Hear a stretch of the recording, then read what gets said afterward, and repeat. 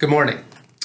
This Sunday, we're talking about the feeding of the 5,000, which is kind of a funny name for this story since Jesus feeds 5,000 men, but women and children are also present.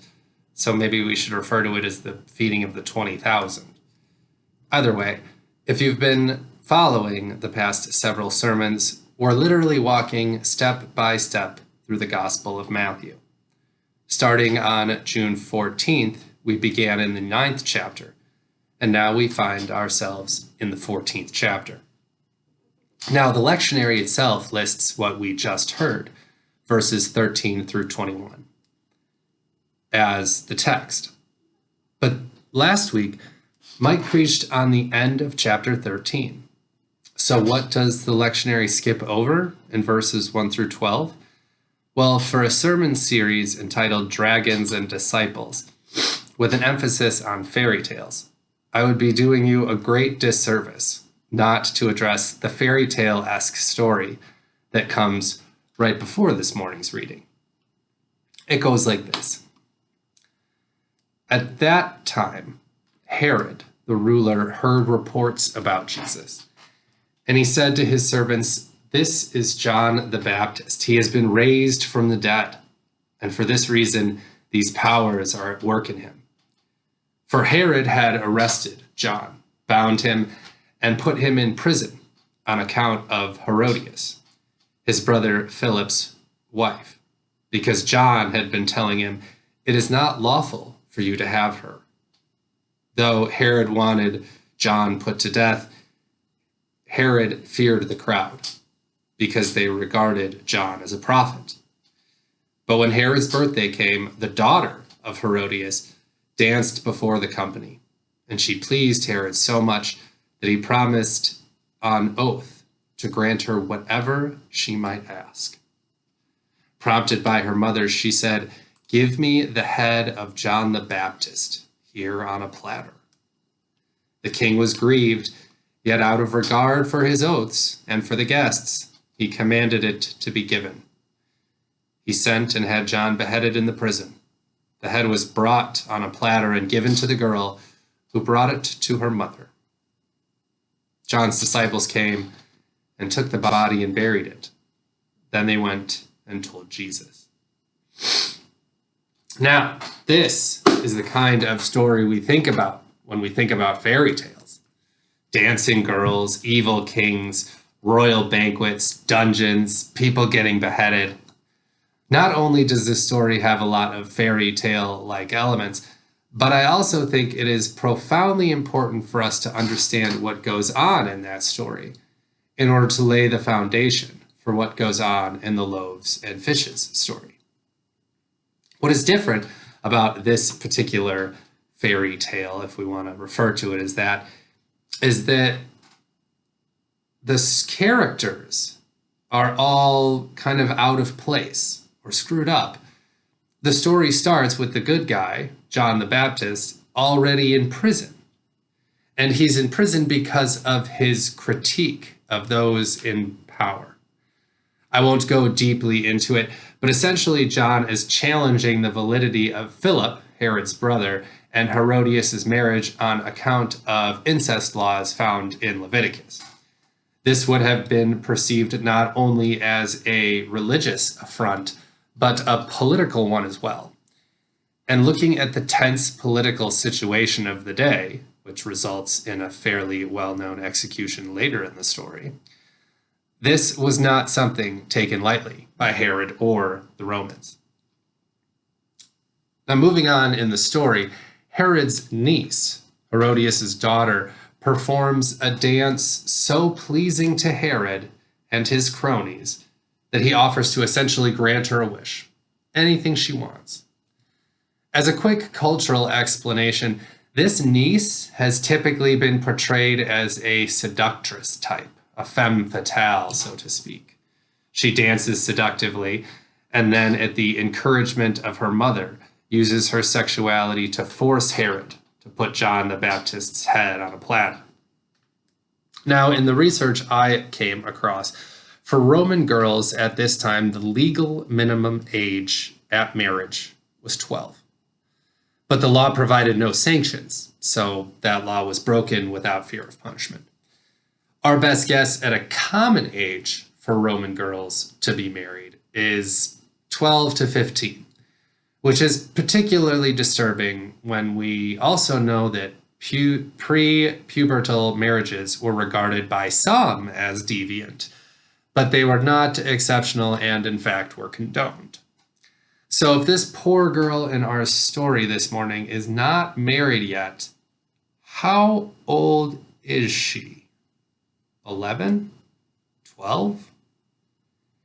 And knowing what kind of agency women and children had at this time, I'm doubting she had a choice whether or not to dance at her uncle, which is yet another disturbing layer up to this story, at her uncle's drunken, debaucherous birthday party. And then when she is given a wish for anything she wants, her mother puts her up to asking for a grown man's head on a literal platter. I have 2 little sisters. I work with middle schoolers. There is no way that executing a guy and being presented his head on a platter is at the top of a preteen girl's wish list. Strangely, Herod, the guy who gives the orders, also doesn't seem to want this to happen. And so he kind of absconds his responsibility by hiding behind the excuse that he made an oath and he has to honor it. This poor girl is then presented the head on a platter, which can't possibly be good for her mental health.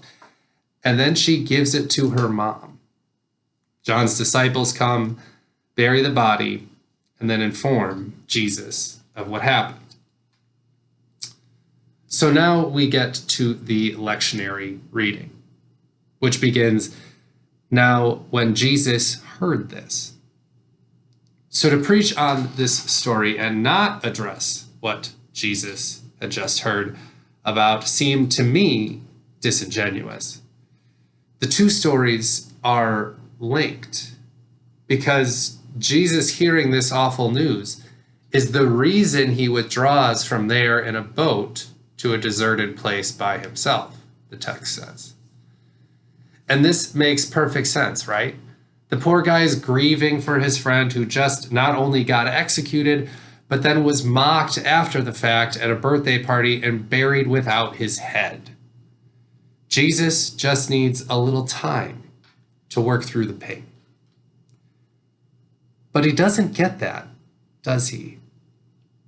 The passage continues, "But when the crowds heard it, they followed him on foot from the towns.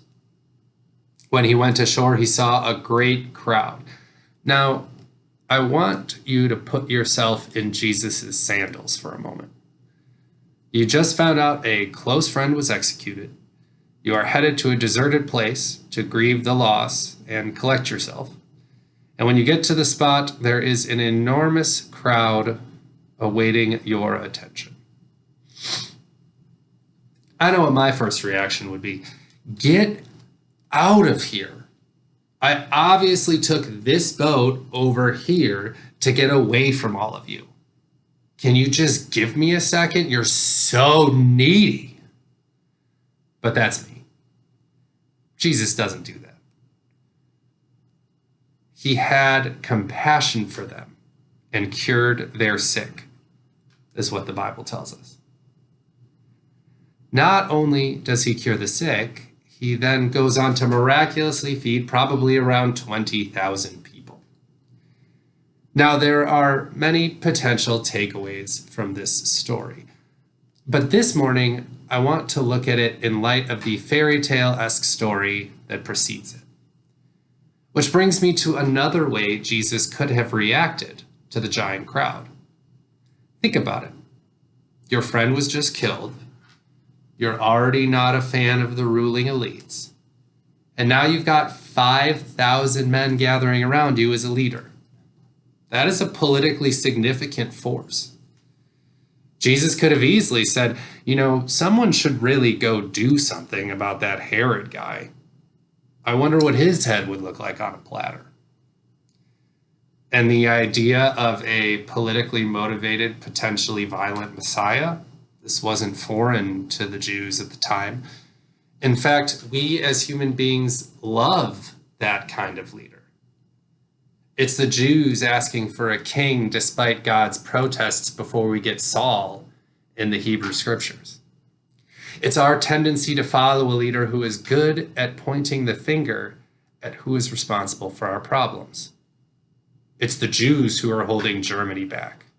It's the communists in Russia we need to defeat. It's the immigrants who are taking our jobs. Herod and his collection of taxes are the reason you are hungry. Let's take it back and make Israel great again. But Jesus doesn't do that. Instead, he has compassion for the crowd. He sees their suffering, heals the sick, and feeds people. I think getting caught up in whether this miracle really happened or not is missing the point. And furthermore, I think the miracle he performs within himself is much more impressive than feeding 20,000 people with 5 loaves of bread and 2 fish.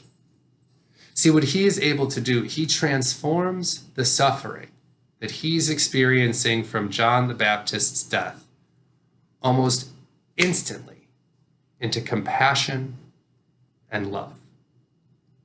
See, we, you and me, regular human beings, we tend to want to inflict suffering on others as retributive justice. When our partners point out our shortcomings, how often do you reply with, "Yeah, well, you know what your problem is"? I've done that. That has gone well exactly 0 times. It's playground rules just grown up. You punch me, I punch you back harder. You kill someone, our government will kill you right back. That's called capital punishment. You fly 2 planes into our buildings, we'll rain down holy hell on whoever we feel deserves it. But the thing is, redemptive violence is a myth. And trust me, I love a good John Wick revenge plot as much as the next guy. But in real life, it just doesn't solve anything. Causing more suffering doesn't alleviate the already present suffering. Jesus knows that killing Herod, or anyone else for that matter, won't bring John the Baptist back. Nor will it end the cycle of violence. In fact, it would do the opposite. It would perpetuate the cycle. So what does Jesus do instead? Jesus shows us that his response to his own suffering is to feel more deeply into others' suffering and then alleviate the suffering of others in a very real, concrete way by healing and feeding people. This is nothing short of revolutionary. It flips the entire script on how we are to engage with the world. If we are followers of Jesus, we are then called, when we experience suffering, to use that suffering as a gateway to empathy for the suffering of others. Richard Rohr accurately describes this when he says, "If we do not transform our pain, we are bound to transmit it." The idea that Jesus was just a nice guy that fed hungry people is watered down and, quite frankly, malarkey, to use a non-bovine related word. That interpretation, however, is certainly favored by those in power, though.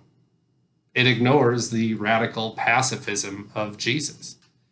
It ignores the refusal to engage in the myth of redemptive violence. Jesus didn't go to this spot to feed hungry people.